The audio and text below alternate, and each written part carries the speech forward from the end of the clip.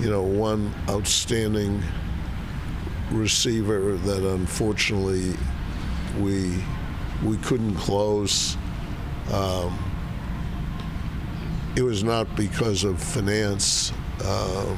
It was made clearly his girlfriend wanted to be in the South, and we had a situation where the taxes were like almost 10% higher, and we offered or were willing to keep going at that premium, but he didn't want to be in the Northeast, and part of it might be the quarterback situation as well. The thing he's saying, though, is basically he would have to be saying that they offered more money. Yeah. Is that what he's trying to suggest, that they offered more money? Because that's what it sounds like to me. I think they were at the money, and he said he would keep going.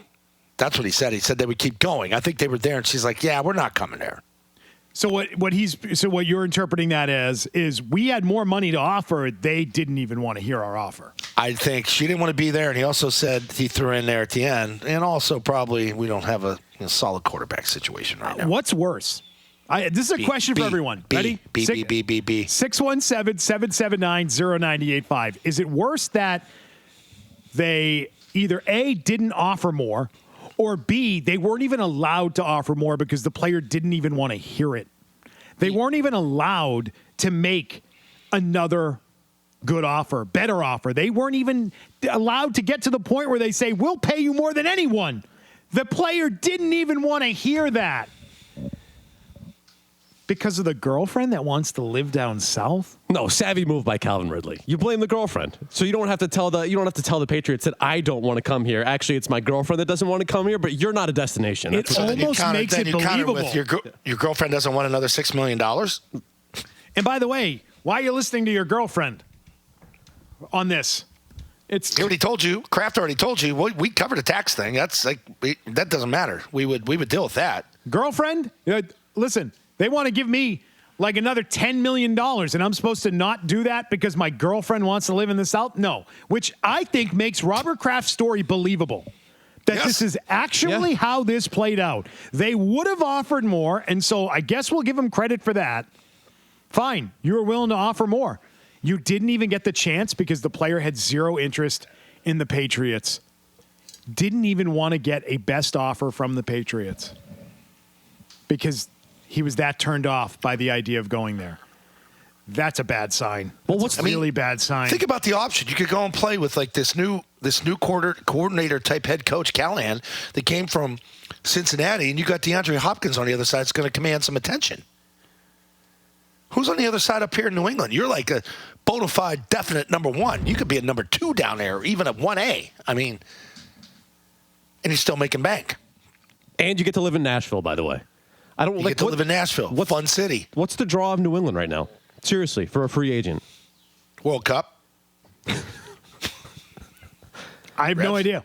I don't know what the selling point is. Unproven head coach. You don't have a quarterback right now. There was a 4-win team last year, and Foxborough in the winter.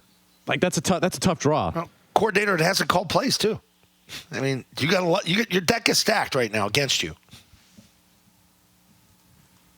Robert's a pretty real dude when he starts talking about the girlfriend and he's telling you conversations they've had. Like she doesn't really want to come here. And then he slid in the quarterback thing at the end, and he said, we would have covered the tax thing and we would have kept going. The player didn't want to keep going. It sounded like.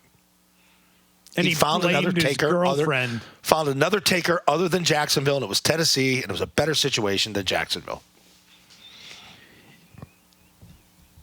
So it might all be nonsense. It might just be that the team didn't want to keep going and they cheaped out on the player and they didn't close the deal, which is bad. But I think it's worse when you're not even allowed to try and close the deal. You know what, Beto? The player just turns off their phone or ghosts you on the text chain. The more and more you hear from people that cover the team and the openness that is out there now and the willingness to talk, I think he's telling you the truth because eventually people are going to tell you the truth, what the hell the situation was. There's too many people talking on the staff, too many people talking in the front office. Eventually it's going to get out, and if that's not the truth, it's going to make the owner look stupid, and he's not going to look stupid that way. I mean, that's I think he's honestly telling you the way it went down. That's not just about not being a destination. That's about players want to avoid you. Yeah. Yeah. It's the opposite. I think he's telling you the truth there. Like, yeah, they didn't want to come here. Well, and I think he's being honest too, because what does the owner want to push back on? What's the narrative that's been around here That now he for the doesn't last few spend months? money. So I am trying to spend money on elite free agents. We are not a destination right now.